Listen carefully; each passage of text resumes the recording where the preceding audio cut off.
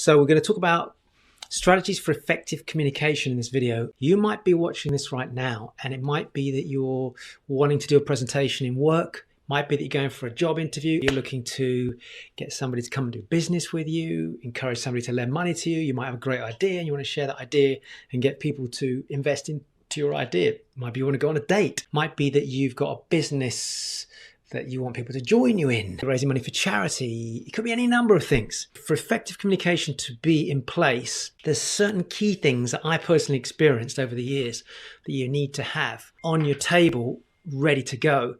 And you've got to be able to pivot. So when we talk about strategy, this is a big subject and we could go down any one of many avenues. So let me pull this up on the screen for you.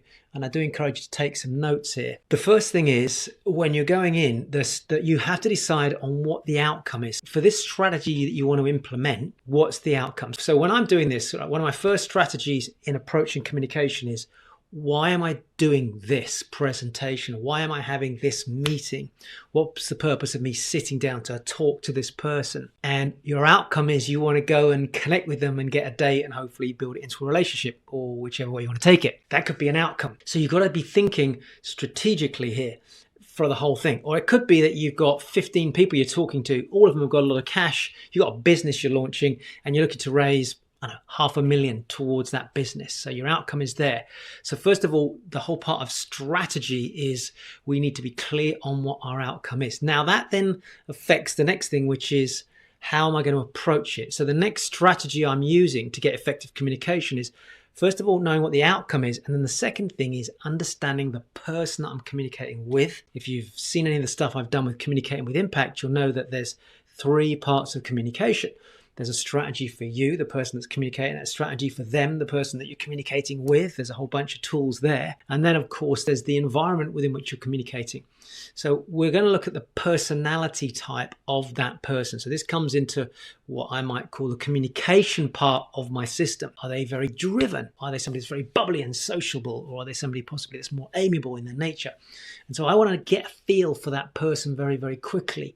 And then I have to develop a strategy to take that outcome to that person or those people. If it's a group of people, if it's a board of directors, you're pretty sure they're very, very driven as characters. They wouldn't have got to that level in their business or their company if they hadn't been very driven. So now you've got to go with an outcome, but deliver with a very specific approach, which we'll come to in a bit, which is the style. One of the strategies I implement for effective communication is, as quickly as possible, get to understand the other person's personality so I can match my communication to fit in with the way they would receive information. Analytics, very different to a driver type character, for example. Then I want to ask the question strategically, what is their pain? So if I'm going to communicate to an audience to raise money for charity, what is it they desire? For many people, when it comes to charities, they want to feel good about doing something for a cause that they're passionate about. So strategically, you've got to position your message, your outcome, and everything to what you know is a pain or a desire that they have. Equally, you might be talking to somebody that is really frustrated because they're in a job and they've got money sat in a bank and it's not working very hard. So that is their pain. You have a project over here that might give them a 10% return on their money. At the moment, they're getting less than 0.5% in the bank.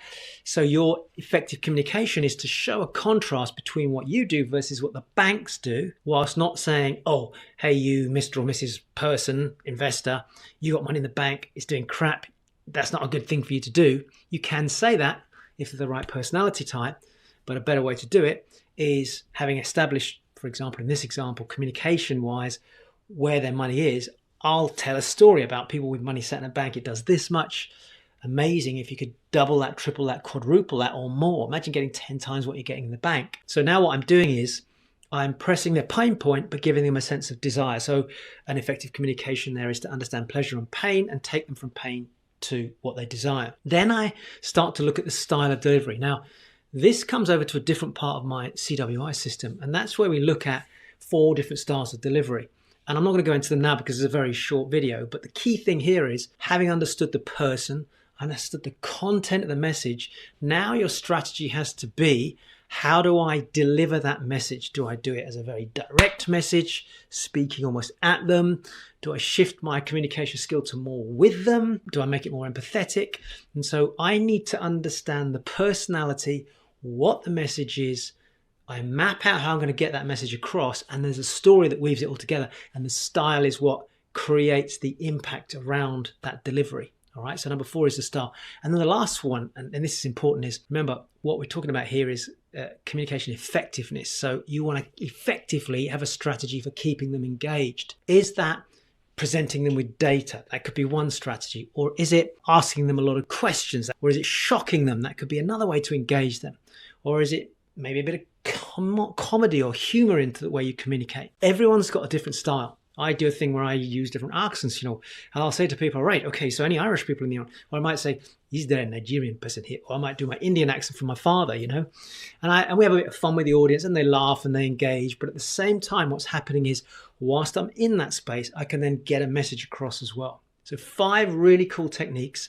Integrate them together to help you with your effective communication, getting those strategies right, and enjoy your communication. I will see you on the next share that I'm going to give you. And by the way, remember to follow us on YouTube, subscribe to the channel, click and join us on Instagram and Facebook, and do whatever you need to do to stay in touch, and watch out for the next video. Signing out.